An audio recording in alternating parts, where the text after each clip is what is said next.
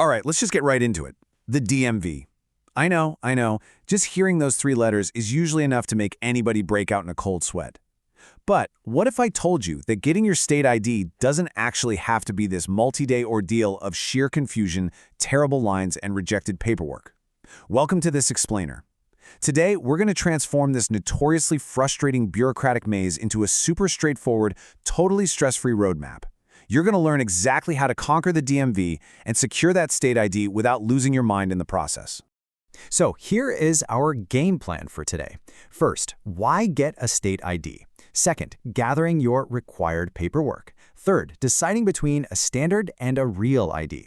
Fourth, conquering the actual DMV visit. And finally, number 5, receiving your new ID.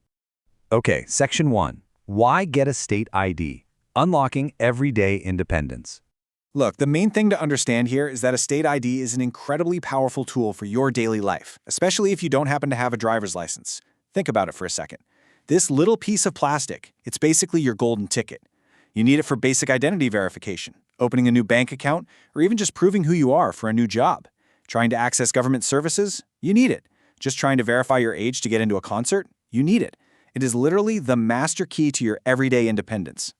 Now, I want to clear up a massive misconception right now because it holds a lot of people back. You absolutely do not need to know how to drive to get one of these. Actually, there usually isn't even a minimum age requirement at all.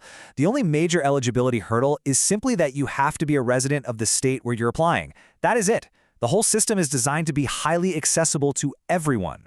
Moving on to Section 2, gathering your required paperwork, the preparation phase. Let's start building your armor before you even think about stepping foot inside a DMV. You're going to need documents from 3 very specific categories. First up, proof of identity. A U.S. passport, your birth certificate, or a green card works perfectly for this. Second, proof of your social security number. So your physical social security card, a W-2 form, or honestly even a pay stub showing your SSN will do the trick. And finally, proof of residency. Think utility bills, a lease agreement, or a bank statement. It's basically a menu, so just pick the documents that are easiest for you to dig out of your filing cabinet. But wait, pay super close attention here because this is the exact spot where so many people mess up. You need 2 separate proofs of state residency. 2. One single document is not going to cut it. This is the classic rookie mistake that literally sends people packing to the back of the line.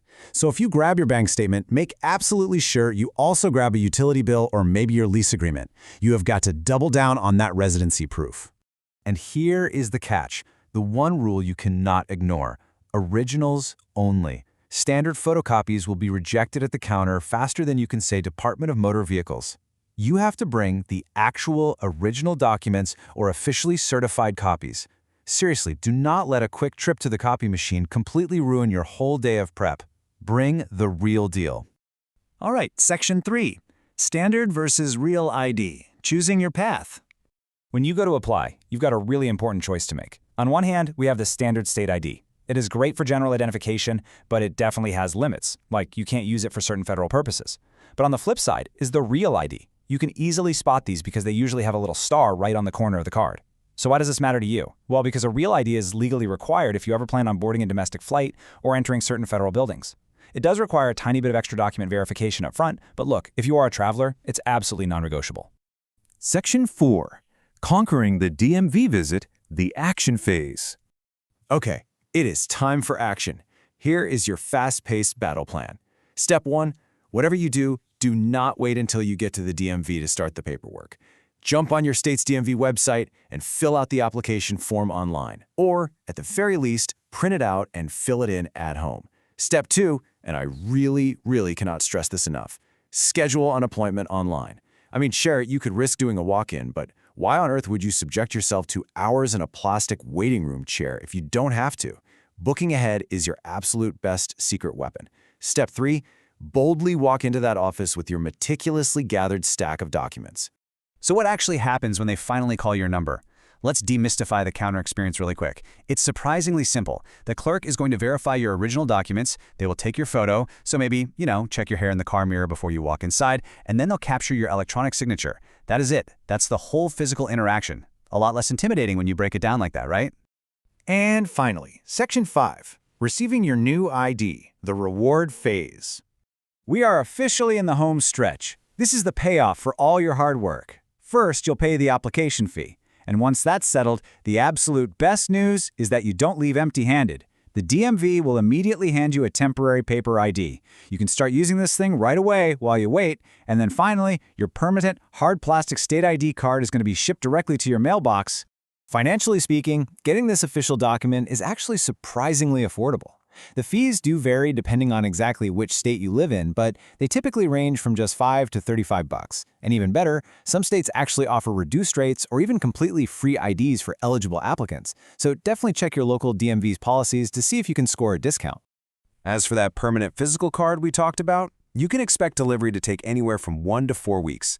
That mostly just depends on your state's current processing times. So, hold on to that temporary paper ID for dear life. It is your bridge to the real world until the official card shows up in the mail. Real quick, before we wrap up our analysis of this whole process, I want to leave you with a brilliantly simple before you leave the house checklist. Do a mental pat-down right now. Check off your proof of identity. Check off your social security number proof. Triple check your 2 proofs of residency. Make sure you have your printed application form and, finally, your fee payment method. If you have all 5 of those things ready to go, you are going to breeze through this entire process like an absolute pro. Well, you've officially gathered your armor, you followed the roadmap, and you now know exactly what it takes to conquer the DMV, completely headache-free. You are fully equipped to get this done today. So my final question to you is this: what new doors will your state ID open for you today? Thank you so much for joining me for this explainer. Get out there, claim your everyday independence, and I'll see you next time.